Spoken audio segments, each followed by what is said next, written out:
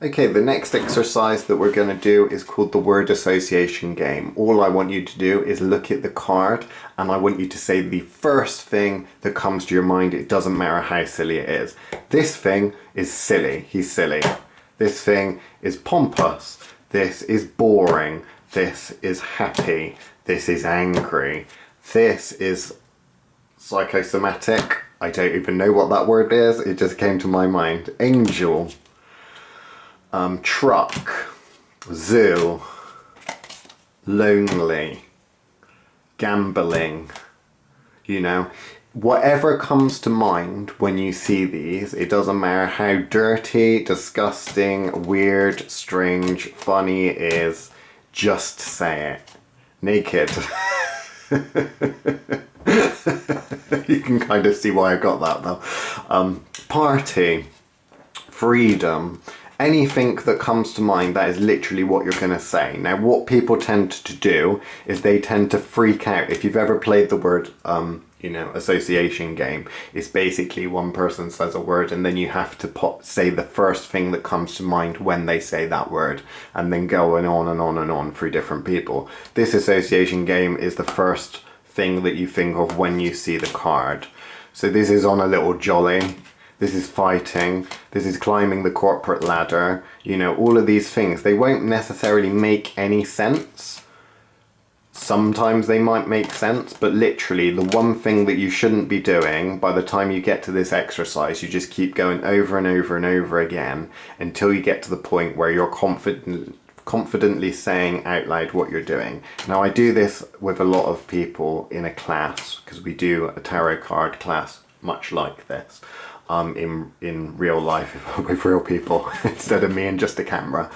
And a lot of people freak out. You'll say, what's the first thing that comes to mind when you see that? And they're like, and I say, no one cares what you're going to come up with. Just say whatever comes to mind. And normally, because you don't want to say something rude or dirty or disgusting, is generally that, you know, it will generally be something rude, dirty and disgusting.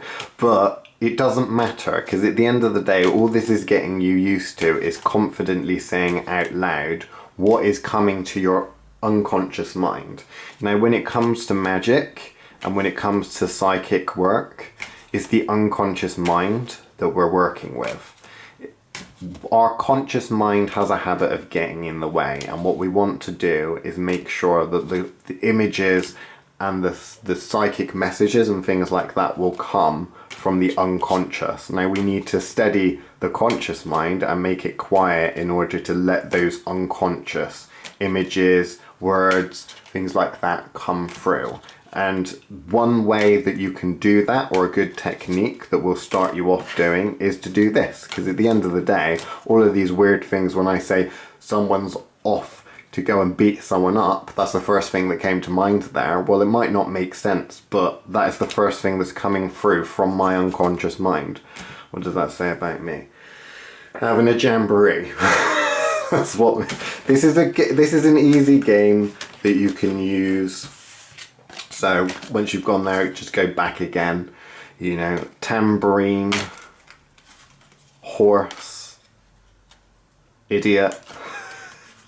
Old people, or visiting old people.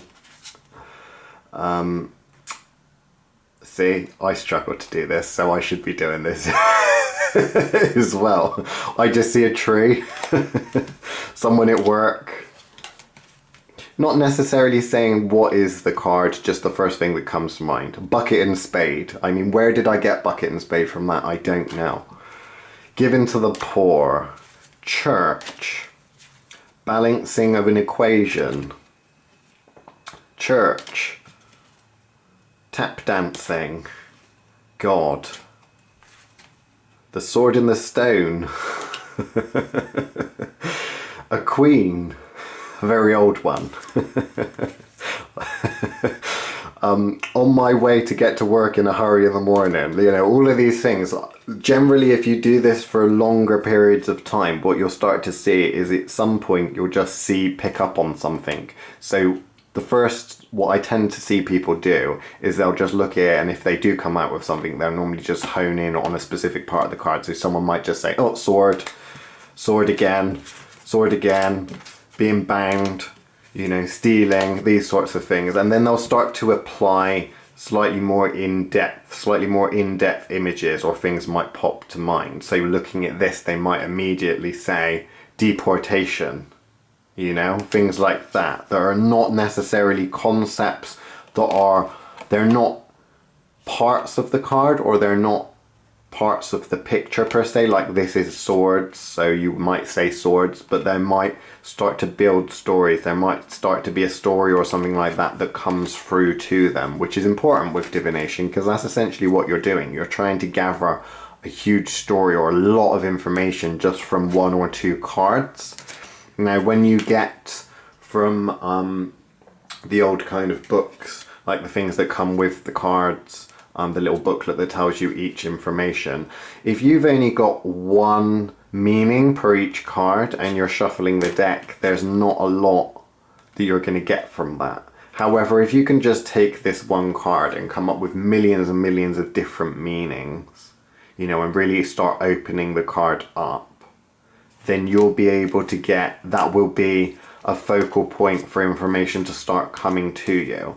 Now, you don't necessarily need tarot cards to do psychic readings, but when it comes to doing a psychic reading, and when it comes to work in general, you use tools in order to make your job easier. So when it comes to focusing your mind, and you've got that conscious mind constantly trying to interrupt and saying blah blah blah blah blah blah blah, then having something to focus on which helps you unfocus the mind, which is something that we'll be going into at a later date in further videos in more in depth. That is what this is basically trying to do, is trying to get you to, much like the first exercise we did, which is just looking at the cards, this is just getting random information appearing to you that doesn't mean anything. I know that none of the information that's going to come through to this, like that one, people dancing in a grave, you know, or the first thing that comes to my mind is the Teletubbies, which was a children's TV show back when I was growing up, where they had this little sun with a baby's face in it. That instantly reminded of me that then. Might not remind you of it. Google Teletubbies sun and you'll know what I'm talking about if you don't already. You know, these sorts of things, they're just coming up with, you know, Twin Towers from Lord of the Rings. You know, this card doesn't necessarily, I mean, this card was made over 100 years ago. This card doesn't necessarily mean that, but that's the first thing that's coming to my mind. Now, it doesn't matter, again, what these things that are coming to your mind are. The important thing is that whatever's popping in there, you're just actually saying, okay? So you don't need to imply any specific deep meaning to it. It's just a little practice, just a little game to start warming you up to the possibility of information coming to you from nowhere, because that's what's going to happen. I know a lot of professional tarot readers that have been doing this for a long time, and they get information that pops into their heads and it doesn't make any sense to them, but when it comes to the client says, oh my gosh, how did you know that? You know, when in actuality it just came to you from looking at the card. That's kind of how tarot cards often work. Now, we will go into spreads and things like that in further detail later, but at the moment it's just a case of getting that free flow of information and you being comfortable with just saying what is on your mind, because that's what you're going to need to do when it comes to actual reading of the cards at a later date. So let's move on. If you can do that, let's move on to the next exercise and the next video.